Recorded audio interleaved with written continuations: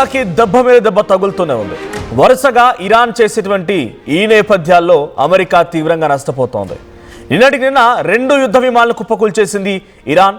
ఒకటి ఇరాన్ భూభాగం పైకి అంటే గగనతలం పైన రెక్కి నిర్వహిస్తుండగా F-15E అనేటువంటి యుద్ధ విమానాన్ని కుప్పకూలిస్తే ఆ తర్వాత రెస్క్యూ ఆపరేషన్ చేపడుతుండగా మరొకటి A-10 వర్త్ గన్ అనేటువంటి ఒక యుద్ధ విమానాన్ని కూడా కుప్పకూల్చేసింది.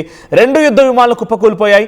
అయితే ఒక డైరెక్ట్గా Iranian western part of Iranian అంటే డైరెక్ట్గా అటు స్ట్రైట్ ఆఫ్ హార్మూజ్ మీద నుంచి ఇరాన్ భూభాగం గగనతలం పైకి వచ్చి అక్కడ రెక్కి నిర్వహిస్తుండగా కంబాట్ ఆపరేషన్ నిర్వహిస్తూ ఉండగా ఈ విమానాన్ని కుప్పకూల్చింది అటు ఇరాన్కి సంబంధించినటువంటి S-300 అనేటువంటి interceptor air defence system. So ఈ ఘటనలో 2 పైలట్స్ ఉన్నారు. 2 పైలట్స్లో ఒకరిని సేఫ్గా అమెరికా రెస్క్యూ చేయగలిగింది, ఒకరు మాత్రం ఇప్పుడు ఇరాన్ హ్యాండ్ ఓవర్లో ఉన్నారు. ఇరాన్ వారిని క్యాప్చర్ చేసింది. సో 2 మెంబర్స్ ఉన్నారు. F-15E it's strike eagle. So దీన్ని స్ట్రైక్ ఈగల్ అని చెప్తుంటారట. డేగ కన్ను మాదిరిగా పక్కగా ప్రెసైజ్డ్గా టార్గెట్ చేసి శత్రువుని చీల్చగలిగేటువంటి సామర్థ్యం ఉంది ఈ విమానానికి. అయితే ఈ విమానం ఇరానియన్ భూభాగం పైకి అంటే గగనతలం పైన కంబాట్ ఆపరేషన్ నిర్వహిస్తోందట. ఆ లైవ్ విజువల్స్ మీరు చూస్తున్నారు. సో డైరెక్ట్గా ఇరాన్ విడుదల చేసినటువంటి కొన్ని లైవ్ విజువల్స్ ఇవన్నీ కూడా.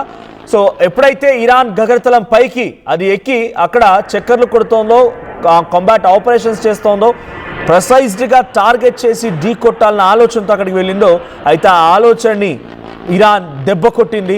తమ ఎయిర్ డిఫెన్స్ సిస్టమ్ బవార్ S-300 అంటే మన గతంలో S-400 అంటే పదం విన్నాం. సో దానికి కంటే కొంత ఓల్డ్ వర్షన్ S-300. ఇది రష్యా ఇచ్చినటువంటి ఎయిర్ డిఫెన్స్ సిస్టమే.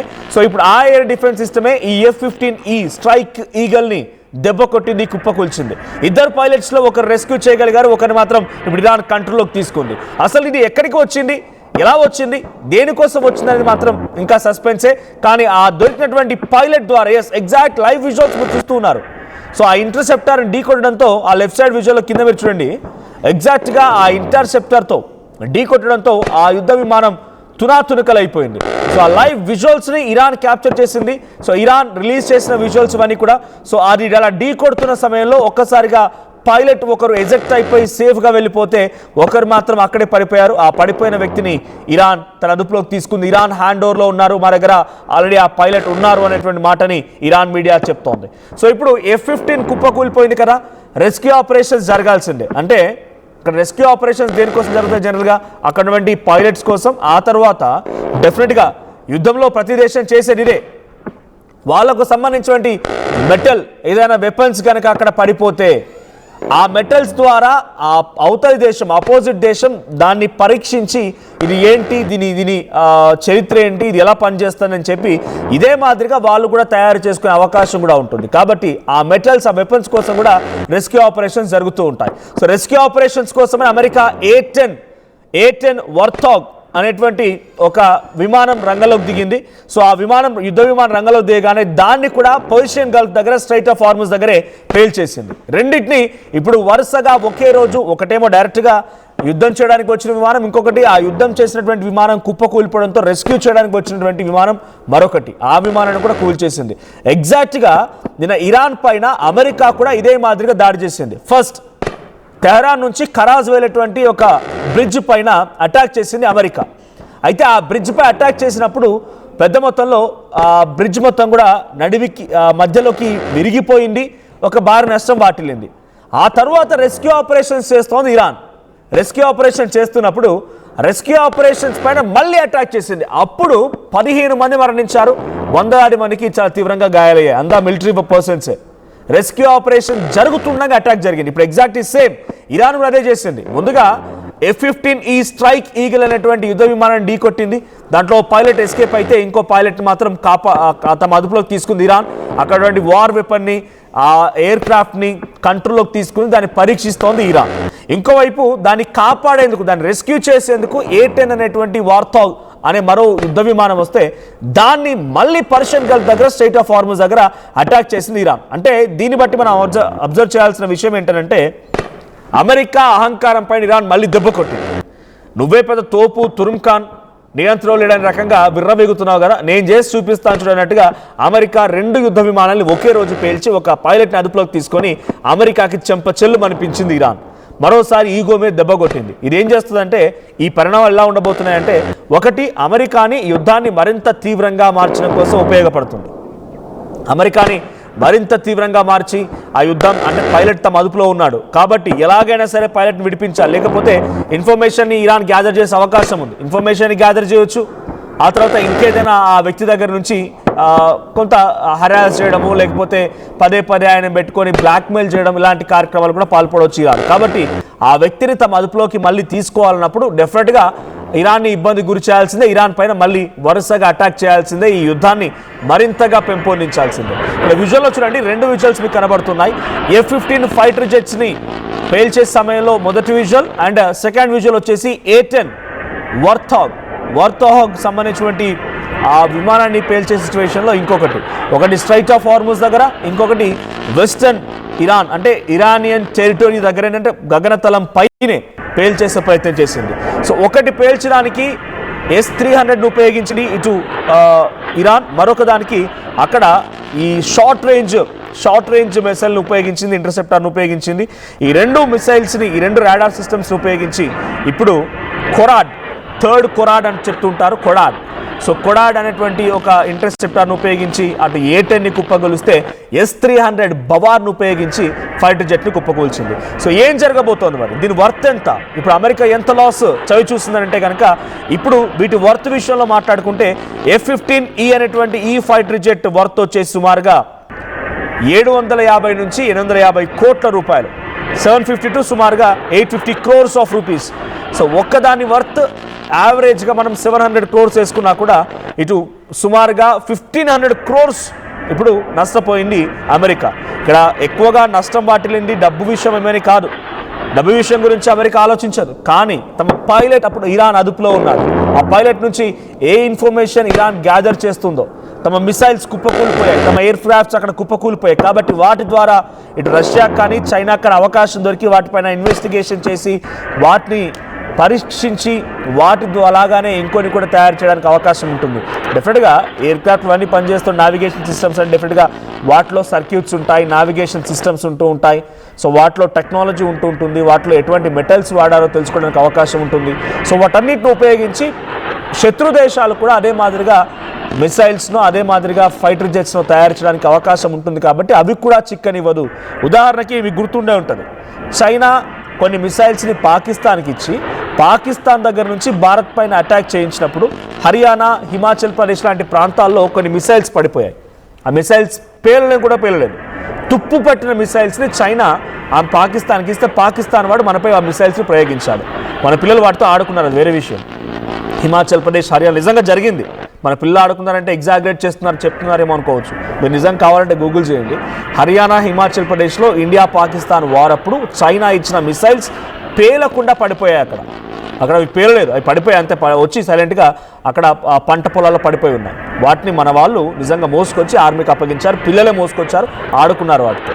సో ఇక్కడ ఏంటి, అప్పుడు ఈ ఎగ్జాంపుల్ ఎందుకు చెప్తున్నానంటే, చైనా కొంత ఆందోళన వ్యక్తం చేసింది. ఏమని, మా మిసైల్స్ అక్కడ పడిపోయాయి, మా టెక్నాలజీ ఇండియాకి తెలుస్తుంది, మేమేం వాడాం, దాంట్లో ఎటువంటి మెటీరియల్ని ఉపయోగించాం, ఆ టెక్నాలజీ ఎలా ఉంటుందనేది ఇండియాకి తెలుస్తున్న రకంగా పాకిస్తాన్పై కొంత ఒత్తిడి కూడా చేసే ప్రయత్నం చేసింది. ఆ తర్వాత last 1 or half a day ఆ యుద్ధం జరుగుతున్న తరుణంలో పాకిస్తాన్కి ఒక్క మిసైల్ కూడా చైనా ఇవ్వలేదు. ఎందుకంటే మీరు కనీసం పేల్చలేకపోతున్నారు వాటిని, మీకు ఇచ్చి ఉపయోగం లేదు, అనవసరంగా ఇండియాకి మేము మా టెక్నాలజీని షేర్ చేసినట్టు అవుతోంది, సో మేము మీకు ఇవ్వము అన్నట్టుగా చైనా ఆపివేసింది. సేమ్ ఎగ్జాక్ట్గా ఇప్పుడు అమెరికా కూడా ఇరాన్ పట్ల అదే చేయబోతోంది. మా మిసైల్స్ లేకపోతే మా ఎయిర్ క్రాఫ్ట్ అక్కడ పడిపోయాయి కాబట్టి వాటి ద్వారా ఇరాన్ పరీక్షించే అవకాశం ఉంది, లేదా ఇరాన్ మిత్రత్వ దేశమైనటువంటి రష్యా, చైనాలో కూడా పరీక్షించే అవకాశం ఉంది. కాబట్టి వాటిని కూడా రెస్క్యూ చేయాలని చెప్పే రకంగా ఇంకా రెస్క్యూ ఆపరేషన్స్ని కొనసాగిస్తూనే ఉన్నారు. ఈ A-10 అనేటువంటి ఈ వార్తాగ్ రెస్క్యూ కోసం వెళ్ళినటువంటి విమానమే కుప్పకూలిపోయింది. అయినా కూడా అమెరికా వెనుకడుగు వేయడం లేదు, ఇంకా యుద్ధాన్ని పెంచే అవకాశం ఉంది. సో ఇంకా ఎటువంటి సిచ్యువేషన్ ఉండబోతోంది, ఏ మాదిరిగా ఎక్స్ట్రీమ్ సిచ్యువేషన్స్ మారబోతున్నాయంటే కనుక, సో ఇప్పటివరకు ఒక పైలట్ని ఇరాన్ అదుపులోకి తీసుకుంది కాబట్టి ఆ పైలట్ని మళ్ళీ తిరిగి తన దగ్గర చేర్చుకోవడం కోసం, లేదంటే ఇరాన్ పదే బ్లాక్మెయిలింగ్ తెరలేపుతుంది కాబట్టి అమెరికా కొంత ఈ యుద్ధాన్ని ఎస్కలేట్ చేస్తే చేయొచ్చు.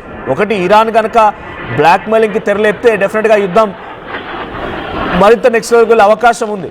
అప్పుడు ఇరాన్ ఏం చేస్తుంది, ఇరాక్లో ఉన్నటువంటి తమ సపోర్టర్స్ని, సిరియాలో ఉన్నటువంటి తమ సపోర్టర్స్ని, హమాస్, హెజ్బోల్లా లాంటి వ్యవస్థల్ని, యెమెన్లో ఉన్నటువంటి హౌతీస్ని అందరినీ యాక్టివేట్ చేస్తారు. ఇదంతా ఇండైరెక్ట్ సీక్రెట్ గ్రూప్స్ ఇరాన్కి. సో వాళ్ళ ద్వారా ఏం చేస్తుంది, ఆ పర్షియన్ గల్ఫ్ కంట్రీస్ ఉన్నటువంటి అమెరికా స్థావరాలపైన మళ్ళీ దాడి చేయిస్తారు.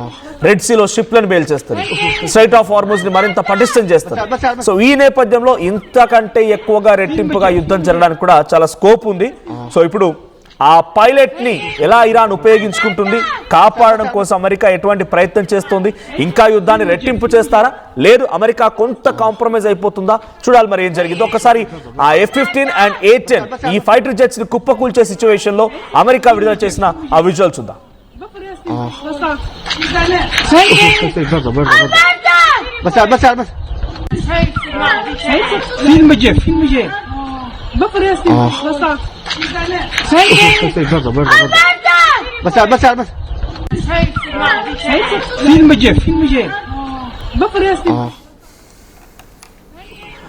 అమెరికా సైతం తమ విమానాలను, యుద్ధ విమానాల రంగంలోకి దింపి ఇరాన్ని ఇరుకున పెట్టాలనుకుంటే ఇరాన్ దగ్గర ఉన్నటువంటి కొన్ని రష్యా ఇచ్చినటువంటి, అంటే ఇప్పుడు కాదు, రష్యా దగ్గర కొనుగోలు చేసింది ఇరాన్.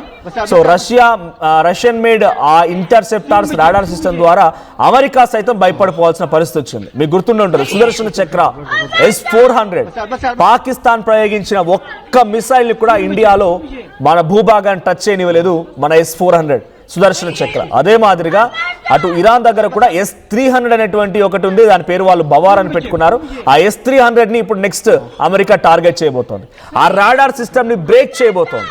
రాడార్ సిస్టమ్ ని కనుక బ్రేక్ చేస్తే డైరెక్ట్ గా ఏమనుకున్నా, అమెరికా ఏమనుకుంది, ఇరాన్ భూభాగం పైకి అడుగు పెట్టి ఇక ఇరాన్ని అంతమొందిస్తాం, లేదా గగనతలంపై నుంచి ఇరాన్కి చుక్కలు చూపిస్తామన్న లక్ష్యంతో అమెరికా ముందడుగు వేస్తోంది. ఆల్రెడీ అక్కడ జార్జి రాండీ అనేటువంటి అమెరికన్ చీఫ్ ఆఫ్ స్టాఫ్, ఎవరైతే అమెరికా అధ్యక్షుడు డొనాల్డ్ ట్రంప్ చెప్పేటువంటి ఆదేశాలని ఎగ్జిక్యూట్ చేయలేకపోతున్నారు, ఆ ఎగ్జిక్యూట్ చేయలేకపోయినటువంటి వ్యక్తిని అక్కడ నుంచి తప్పించి లెనేవే అనేటువంటి ఒక వ్యక్తిని, ఆయన కూడా అక్కడే ఇప్పుడు చీఫ్ ఆఫ్ స్టాఫ్ గా బాధ్యతలు చేపట్టారు. సో గతంలో ఉన్నటువంటి జో బైడెన్ నియమించిన వ్యక్తి జార్జి రాండీ, ఆయన ఎగ్జాక్ట్ గా యుద్ధం సమయంలో ఎలా ఎగ్జిక్యూట్ చేయాలో చేయలేకపోతున్నారు.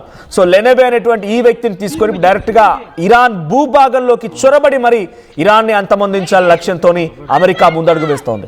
సో అందులో భాగంగానే అమెరికా చీఫ్ ఆఫ్ స్టాఫ్ ని మార్చడం, యుద్ధ సామాగ్రిని సమకూర్చుకునే ప్రయత్నం చేయడం, సో యుఎస్ ట్రిపోలి వార్షిప్ ని స్ట్రైట్ ఆఫ్ హార్మూజ్ దగ్గర సిద్ధంగా ఉంచడం, ఇటువైపు నుంచి డైరెక్ట్ గా ఈరోజు F-15E అనేటువంటి యుద్ధ విమానం డైరెక్ట్ గా ఇరాన్ గగనతలం పైకి వెళ్ళిపోయి అక్కడ అటాక్ చేయాలనుకుంది. అప్పుడే తమ దగ్గర రాడార్ సిస్టమ్ ఈ F-15E కుప్పకూల్చింది. సో ఇప్పుడు ఆ రాడార్ సిస్టమ్ ని బ్రేక్ చేయాలి, నావిగేషన్ సిస్టమ్ ని బ్రేక్ చేయాలి. అఫ్ కోర్స్ ఇరాన్ దగ్గర రాడార్ సిస్టమ్ ఎప్పుడో బ్రేక్ అయిపోయింది, వాళ్ళ దగ్గర నావిగేషన్ సిస్టమ్ ఎప్పుడో బ్రేక్ అయిపోయింది. మరి ఎలా వీళ్ళకి ఈ విషయాలు తెలుస్తున్నాయి, ఇంత యుద్ధంలో ఇంత కాన్ఫ్లిక్ట్స్ జరుగుతున్నా ఎలా దాన్ని పసిగట్టగలుగుతుంది ఇరాన్ అంటే కనుక 100% రష్యా సపోర్ట్ ఉంది. రష్యా ఎక్కడి నుంచి ఏ మిసైల్స్ వస్తున్నాయి, ఎక్కడి నుంచి ఏ రకమైనటువంటి వెపన్స్ వస్తూ ఉన్నాయి, అమెరికా ఎలా అటాక్ చేయబోతోంది, స్ట్రాటజికల్ గా అమెరికాని పసిగట్టి ఇరాన్కి ఇన్ఫర్మేషన్ పాస్ చేస్తుంది రష్యా అనడంలో ఎటువంటి అతిశయోక్తి కాదు. 100% రష్యా ఇండైరెక్ట్ సపోర్ట్ ఇస్తుంది. వార్లో ఎంట్రీ ఇచ్చి వారికి డైరెక్ట్ గా ఇటువైపు నుంచి మిసైల్స్ రష్యా ఇవ్వడం అది వేరే విషయం, అది ఇంకా సాధ్యపడలేదు, అది సాధ్యం కాదు కూడా, అది కుదరని విషయం. కానీ మోరల్ సపోర్ట్ గా ఇరాన్ కి సపోర్ట్ ఇచ్చిన టెక్నాలజీ మాత్రం కంప్లీట్ గా రష్యా నుంచి తీసుకొచ్చింది. ఇప్పుడు ఆ టెక్నాలజీని బ్రేక్ చేయాలనే ఆలోచనలో అమెరికా ఉంది. మరి ఆ టెక్నాలజీని బ్రేక్ చేసే అవకాశం అమెరికాకు ఉంటుందా? అంత ఈజీగా రష్యా తన టెక్నాలజీని అమెరికా బ్రేక్ చేయడానికి అవకాశం ఇస్తుందా? చూద్దాం మరి ఏం జరిగిందో. బట్ యాజ్ ఆఫ్ నౌ 2 యుద్ధ విమానాలు పూర్తిగా కుప్పకూలిపోయాయి. ఒకటి స్ట్రైట్ ఆఫ్ హార్మూజ్ దగ్గర, ఒకటి ఇరాన్ భూభాగం పైన కుప్పకూలిపోయింది. సో ఇరాన్ దగ్గర కుప్పకూలిపోయినటువంటి ఈ F-15E స్ట్రైకల్ ఈగిల్ ని, దాంట్లో ఉన్న ఒక పైలట్ ని ఇరాన్ అదుపులోకి తీసుకుంది. ఆ పైలట్ ని విచారిస్తోంది. అక్కడ పడిపోయినటువంటి ఆ యుద్ధ విమానానికి సంబంధించి ఇన్స్పెక్షన్ కూడా జరుగుతోంది. మరి ఈ నేపథ్యంలో ఎటువంటి పరిణామాలు చోటు చేసుకుంటాయి, ఇరాన్ పైన అమెరికా ఎటువంటి దాడులకు ఎత్తిస్తుంది చూద్దాం మరి.